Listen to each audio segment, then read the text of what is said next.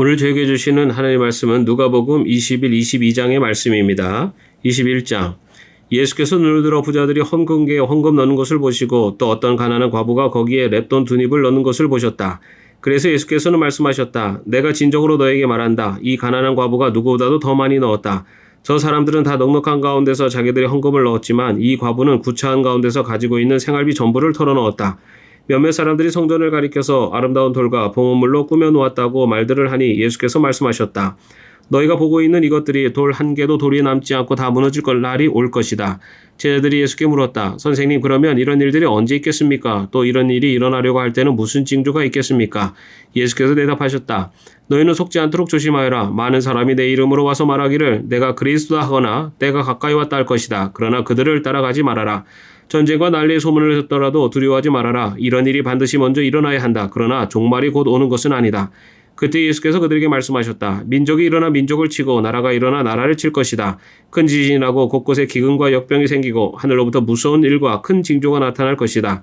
그러나 이 모든 일이 일어나기에 앞서 사람들이 너희에게 손을 대어 박해하고 너희를 회당과 감옥에 넘겨줄 것이다. 너희는 내 이름 때문에 왕들과 총독들 앞에 끌려갈 것이다. 그러나 이것이 너희에게는 증언할 기회가 될 것이다. 그러므로 너희는 변호할 말을 미리부터 생각하지 않도록 명심하여라. 나는 너희의 모든 적대자들이 맞서거나 반박할 수 없는 구변과 지혜를 너희에게 주겠다. 너희의 부모와 형제와 친척과 친구들까지도 너희를 넘겨줄 것이요 너희 가운데서 더러는 죽일 것이다. 너희는 내 이름 때문에 모든 사람에게 미움을 받을 것이다. 그러나 너희는 머리카락 하나도 잃지 않을 것이다. 너희는 참고 견디는 가운데 너희의 목숨을 얻어라. 예루살렘이 군대에게 포위당하는 것을 보거든 그 도성의 파멸이 가까이 온 줄을 알아라. 그때 유대에 있는 사람들은 산으로 도망하고 그 도성 안에 있는 사람들은 거기에서 빠져나가고 산골리에 있는 사람들은 그 성 안으로 들어가지 말아라. 그때가 기록된 모든 말씀이 이루어질 징벌의 날이기 때문이다. 그날에는 아이벤 여자들과 젖먹이가 딸린 여자들은 화가 있다. 땅에는 큰 재난이 닥치겠고 이 백성에게는 무서운 진노가 내릴 것이다. 그들은 칼날에 쓰러지고 뭇 이방 나라의 포로로 잡혀갈 것이요 예루살렘은 이방 사람들의 때가 차기까지 이방 사람들에게 짓밟힐 것이다. 그리고 해와 달과 별들에서 징조들이 나타나고 땅에서는 민족들이 바다와 파도의 성난 소리 때문에 어쩔 줄을 몰라서 괴로워할 것이다. 사람들은 세상에 닥쳐올 일들을 예상하고 무서워서 기절할 것이다. 하늘의 세력들이 흔들릴 것이기 때문이다. 그때 사람들은 인자가 큰 권능과 영광을 띠고 구름을 타고 오는 것을 볼 것이다. 이런 일들이 일어나기 시작하거든 일어서서 너희의 머리를 들어라. 너희의 구원이 가까워지고 있기 때문이다. 예수께서 그들에게 비유를 하나 말씀하셨다. 무화과 나무와 모든 나무를 보아라. 잎이 돋으면 너희는 스스로 보고서 여름이 벌써 가까이 온 줄을 안다. 이와 같이 너희도 이런 일들이 일어나는 것을 보거든 하나님의 나라가 가까이 온 줄로 알아라. 내가 진정으로 너에게 말한다. 이 세대가 끝나기 전에 이 모든 일이 다 일어날 것이다. 하늘과 땅은 없어질지라도 내 말은 절대로 없어지지 않을 것이다. 너희는 스스로 조심해서 방탕과 술 취함과 세상살이의 걱정으로 너희의 마음이 짓눌리지 않게 하고 또한 그날이 덫과 같이 너희에게 닥치지 않게 하여라. 그날은 온 땅에 사는 모든 사람에게 닥칠 것이다. 그러니 너희는 앞으로 일어날 이 모든 일을 능히 피하고 또 인자 앞에 설 수 있도록 기도하면서 늘 깨어 있어라. 예수께서는 낮에는 성전에서 가르치시고 밤에는 나와서 올리브산이라고 하는 산에서 지내셨다. 그런데 모든 백성이 그의 말씀을 들으려고 이른 아침부터 성전으로 모여들었다. 22장. 유월절이라고 하는 무교절이 다가왔다. 그런데 대제사장들과 율법학자들은 예수를 없애버릴 방책을 찾고 있었다. 그들은 백성을 두려워하였다. 12 가운데 하나인 가룟이라는 유다에게 사탄이 들어갔다. 유다는 떠나가서 대제사장들과 성전 경비대장들과 더불어 어떻게 예수를 그들에게 넘겨줄지를 의논하였다. 그래서 그들은 기뻐하여 그에게 돈을 주겠다고 약조하였다. 유다는 동의하고 무리가 없을 때 예수를 그들에게 넘겨주려고 기회를 노리고 있었다. 유월절령을 잡아야 하는 무교절 날이 왔다. 예수께서 베드로와 요한을 보내시며 말씀하셨다. 가서 우리가 먹을 수 있게 유월절을 준비하여라. 그들이 예수께 말하였다. 어디에다가 준비하기를 바라십니까? 예수께서 대답하셨다. 너희가 성 안으로 들어가면 물 한 동이를 메고 오는 사람을 만날 것이니 그가 들어가는 집으로 따라가거라. 그리고 그 집주인에게 말하기를 선생님께서 당신에게 말씀하시기를 내가 내 제자들과 함께 유월절 음식을 먹을 그 방이 어디에 있느냐고 하십니다 하여라.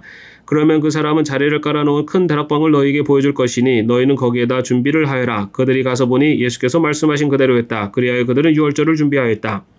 시간이 되어서 예수께서 자리에 앉으시니 사도들도 그와 함께 앉았다.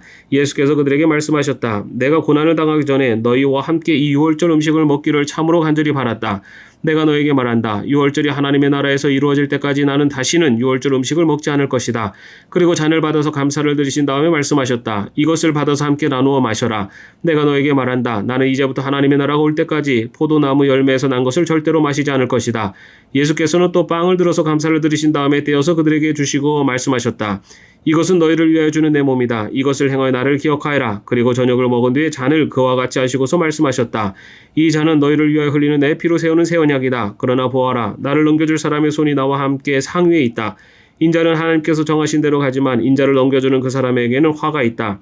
그들은 자기들 가운데 이런 일을 할 사람이 누구일까 하고 자기들끼리 서로 물었다. 제자들 가운데 누구를 가장 큰 사람으로 칠 것이냐는 물음을 놓고 그들 사이에 말다툼이 벌어졌다.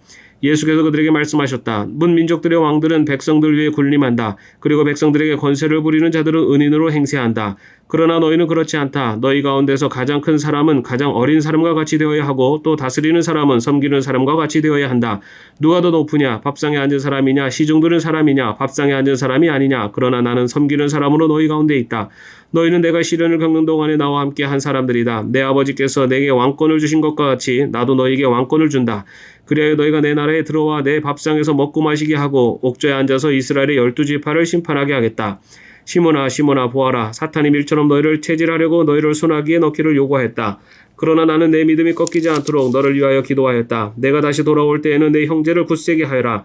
베드로가 예수께 말하였다. 주님, 나는 감옥에도 죽는 자리에도 주님과 함께 갈 각오가 되어 있습니다. 그러나 예수께서 말씀하셨다.